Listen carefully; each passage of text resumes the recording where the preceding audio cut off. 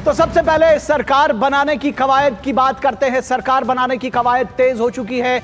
NDA गठबंधन लगातार सरकार बनाने की कवायद कर रहा है और ये ब्रेकिंग खबर आ रही है। जेडीयू नेता नीतीश कुमार ने एक बड़ा बयान दिया है। ये ब्रेकिंग खबर है, अभी नीतीश कुमार का बड़ा बयान दिया है। सरकार तो अब बनेगी ही। नीतीश कुमार का कहना है कि सरकार का गठन तो अब होगा ही। एनडीए की बैठक में शामिल होने के लिए दिल्ली पहुंचे हैं नीतीश कुमार।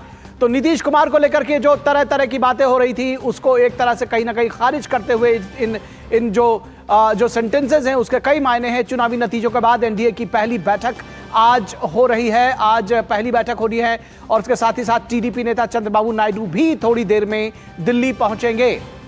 तो ये बड़ी खबर है। और जिस तरह से नीतीश कुमार ने बयान दिया है, चंद्रबाबू नायडू का भी बयान आया है कि हम एनडीए में हैं। उन्होंने एक बार फिर साफ किया है। कल भी इस तरह के बयान सामने आए थे नायडू की पार्टी के नेताओं के, और आज चंद्रबाबू नायडू ने स्वयं बयान दिया है कि मैं एनडीए में हूं। भाजपा और जनसेना से चुनाव पूर्व का गठबंधन है, ये कहना है चंद्रबाबू नायडू का। जनसेना के नेता पवन कल्याण भी बैठक में होंगे शामिल।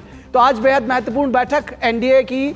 और चिराग पासवान की भी बिहार में बड़ी जीत हुई है। उनके 5 प्रत्याशी चुनाव जीत कर आए हैं और एक बड़ी जीत हासिल की है चिराग पासवान ने नीतीश कुमार को भी बधाई दी है।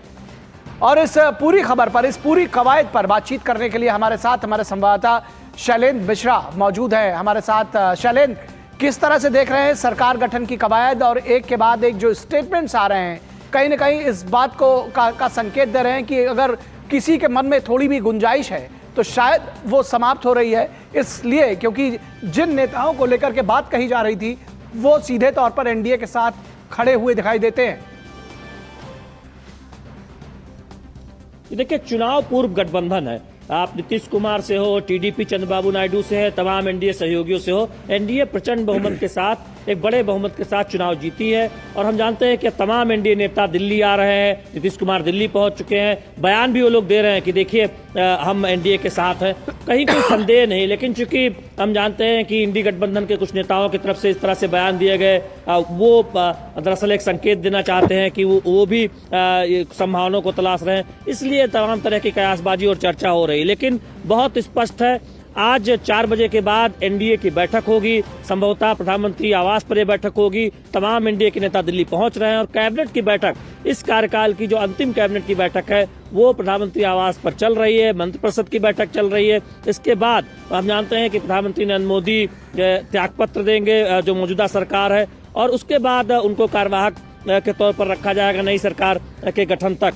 तो निश्चित तौर पर ये एक पूरी प्रक्रिया है जो जिसका पालन किया जाता है जब भी नई सरकार का गठन होता है। और देखिए, एनडीए की बैठक में एनडीए का नेता चुना जाएगा प्रधानमंत्री नरेंद्र मोदी को, और फिर नई सरकार के गठन के लिए दावा पेश किया जाएगा। तो एक पूरी प्रक्रिया है और हम देख रहे हैं कि उस प्रक्रिया को आगे बढ़ते हुए जब आज कैबिनेट की बैठक हो रही है उसके थोड़ी देर बाद हम देखेंगे कि 4 बजे आज एनडीए की बैठक होगी जिसमें एनडीए का नेता प्रधानमंत्री नरेंद्र मोदी को चुना जाएगा। तो पूरी एक कवायद, अब सबकी निगाह इस बात पर है कि कब एनडीए के नेता चुनने के बाद तस्वीरें आएंगी और जब दावा पेश करने प्रधानमंत्री नरेंद्र मोदी जाएंगे और कौन सी तारीख होगी।